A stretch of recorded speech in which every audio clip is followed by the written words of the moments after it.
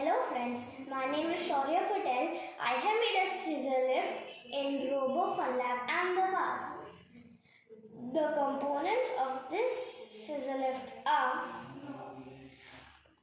wheels, beams, cylinder, air tank, pipes, cam,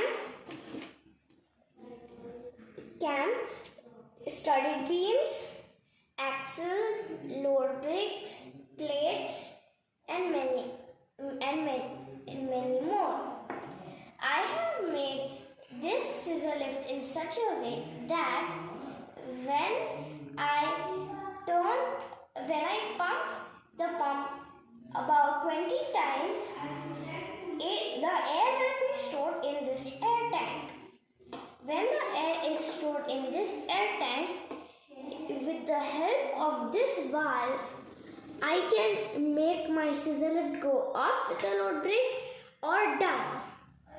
Now, if I switch the load brake on this side, then it would go up.